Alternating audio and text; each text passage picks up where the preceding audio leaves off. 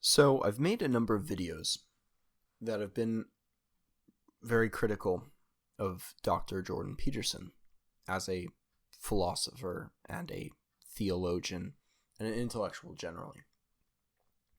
And so I think it's worthwhile to spend a little bit of time talking about an alternative, maybe, for people who are interested in learning about philosophy, or for whatever reason that they got into Jordan Peterson in the first place, a more serious alternative to what their needs are. And obviously, to begin that exploration, it would make sense to explore why people begin following Jordan Peterson in the first place. And I think that there are mainly three reasons. First, and perhaps most obviously and generally, they lack a sense of individual power. And they don't exactly know why. They don't know where it's going or why they're not getting it when they can see other people getting it. They can see other people who have power. They know it's possible, but they themselves don't possess this feeling. Why is that? How can they get it? And here comes Jordan Peterson, who says, begin with yourself, clean your room, beautify your space, things like that. And so he provides an answer to that question. So that's one. Two, Jordan Peterson appears to fight against clear insanity and evil on college campuses in particular, the social justice and the political correctness and all of that. So that's a good thing, right? And here's a champion who will do it, who can do it without getting destroyed. What's not to like there? So that's the second reason he is a champion. And third, when you listen to Jordan Peterson, many people really feel like you're learning something. He doesn't sound like an ordinary professor. He's not boring to listen to. He really isn't.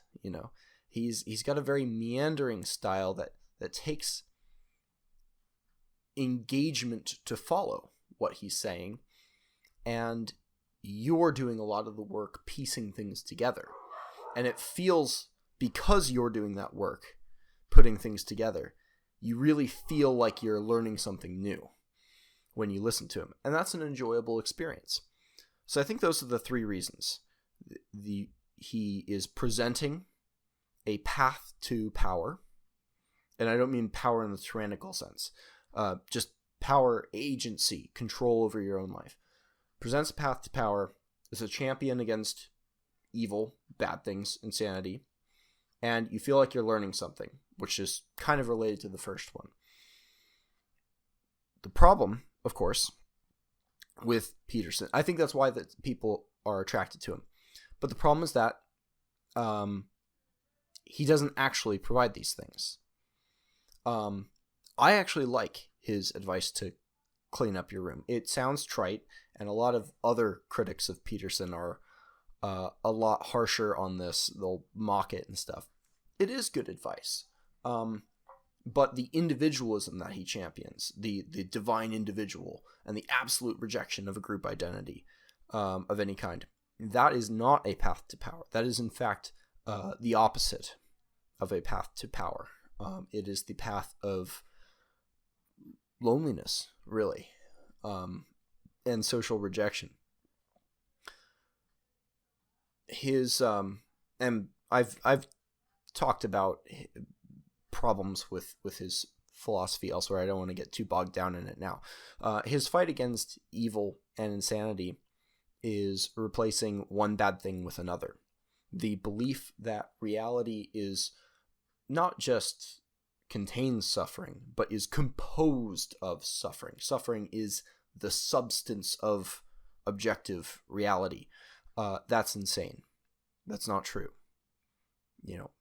Suffering is a cognitive interpretation of aspects of the meaning of things for particular values that we have.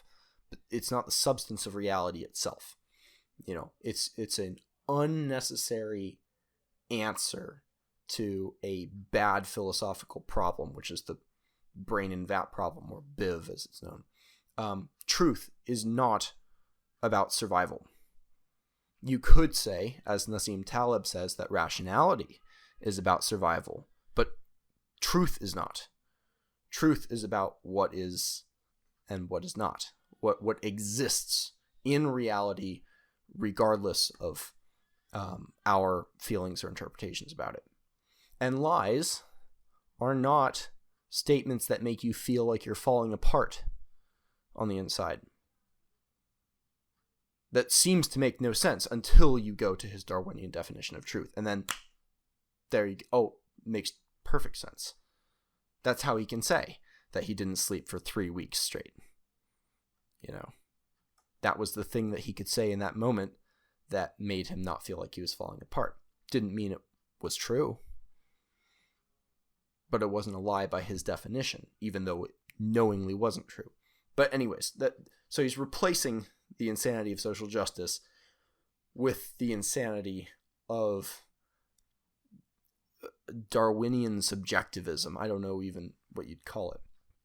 And finally, on the way that he can induce the feeling that you're learning something. Peterson's lectures sound very similar to the way that some real intellectuals actually do sound. Joseph Campbell, Alan Watts. Both of those, Alan Watts and Joseph Campbell, are serious thinkers. They're genuine philosophers who are worth taking seriously, even if you don't necessarily agree with everything they have to say. But they're not insane. And the way he talks sounds like that. But Peterson doesn't have their substance. And it takes some background in philosophy. It takes knowing some of the jargon. It takes knowing the vocabulary of philosophy and theology to see the difference between substance and nonsense.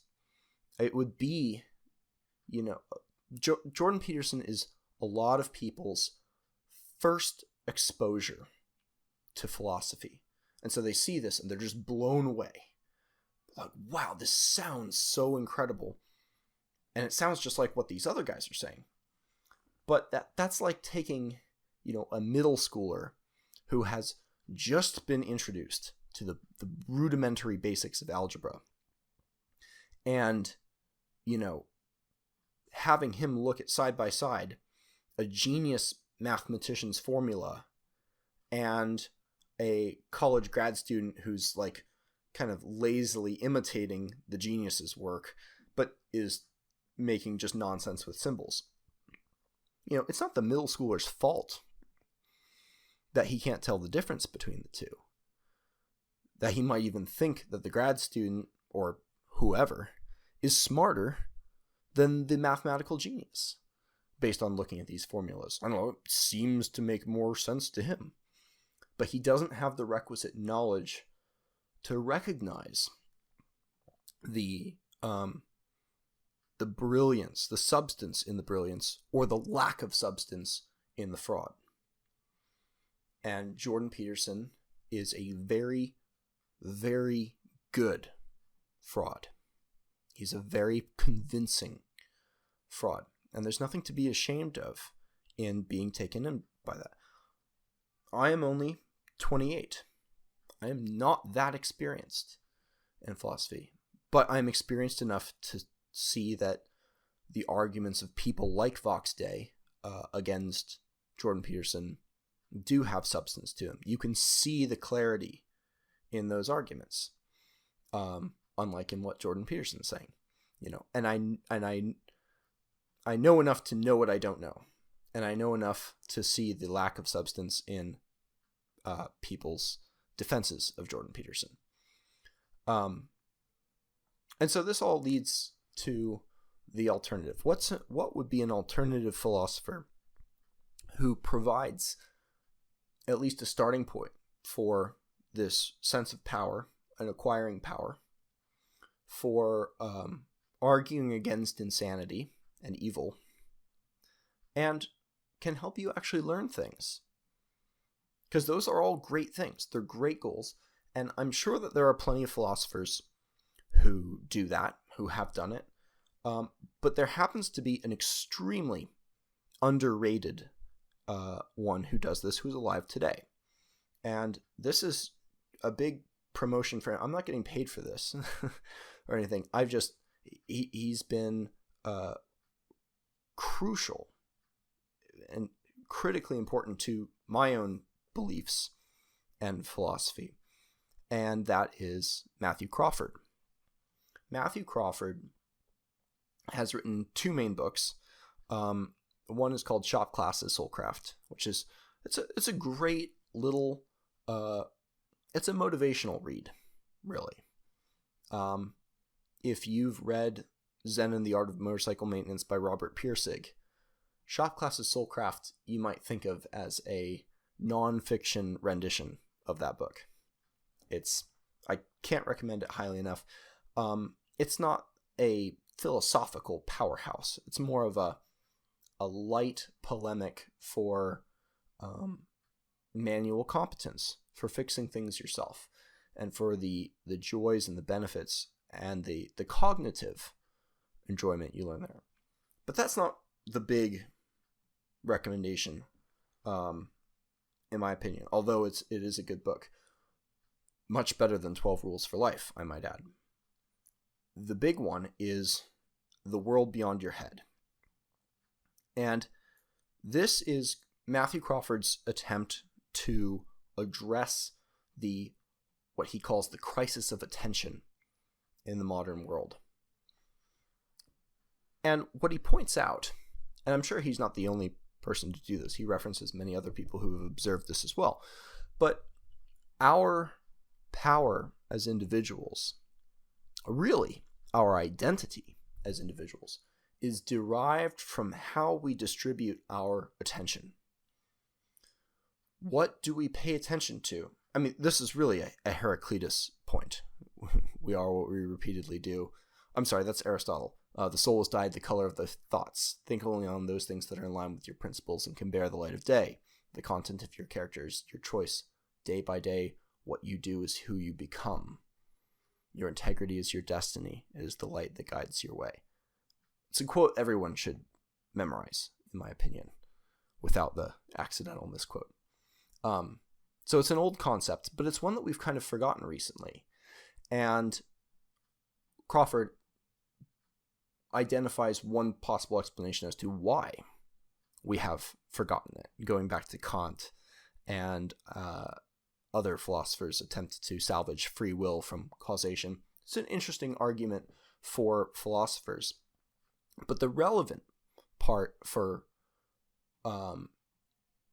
your own personal power is understanding the economics of attention and the opportunity cost that robbers of your attention have on what you can accomplish and what you can build yourself into. If you are constantly having your attention torn in multiple different ways, there is a cost to that. And he goes on to talk about how we can jig our environments in such a way as to foster an environment of attention that facilitates us becoming who we would ideally like to become. And this is actually very similar to Jordan Peterson's sort of meme-ish argument about cleaning your room. I believe that Crawford makes it in a more in-depth and defensible, more explicit fashion. And he doesn't have the moralizing, the very bad moralizing that Peterson insists on appending, where he says, don't you dare criticize the world unless your own life is perfect. That is terrible advice. Because if our identity is in some sense derived from the external world and its impositions on our attention, then how can we fix ourselves without fixing our environment? Dr. Peterson. But I digress. So that's the power component. The argument against insanity is really more fundamental than it sounds. Crawford talks a lot about a kind of ethos of virtualism that's led to a kind of a cultural preference for so-called knowledge work, for hiding the works in engineering and many other things. And, well, you'll have to read the book to understand the full argument, but there's a disempowerment that comes along with making everything into black boxes, where everything is mysterious and unknowable in some sense. He references in a few cases new cars, for example, very high-end Mercedes that don't have dipsticks. It's impossible for the user to actually do any of their own maintenance. That's for professionals only, as Clay Shirky once said. And so he takes the time to lay out the argument against this ethos of virtualism, of separation of the self and the will from the real world. And it sounds like an insane argument because it is, but Kant, being one of the most brilliant philosophers of the last millennia, was able to make it sound fairly sane. So it takes some unpacking in order to make that argument. And finally, Matthew Crawford doesn't have the meandering, put it together yourself rhetorical style that Peterson does. And this isn't just because he is a writer and not a speaker. You know, most people who read Jordan Peterson's books, I think, only find them compelling because they've listened to him. You know, reading the books on their own, they're not that compelling. You know, nothing like what he can do speaking to an audience. That's where he really shines rhetorically, not in writing. And so Crawford doesn't have that going for him. But what he does provide, which is a lot more concrete, is an understanding of what it means to learn things, specifically learning things by doing rather than conceptualizing. Robert Heinlein had this great term he coined in Stranger in a Strange Land to grok something, which is to say you can know something, but if you grok it, you truly grasp what it is that you're talking about. And so the person would say, you know, do you grok it? And if the other person had any doubt or hesitation, then they didn't truly grok it. And Crawford points out that grokking, he doesn't use the term, but it seems poignant here. Truly grokking something, truly understanding something, often requires doing. You can't just intellectually conceptualize something and truly understand it.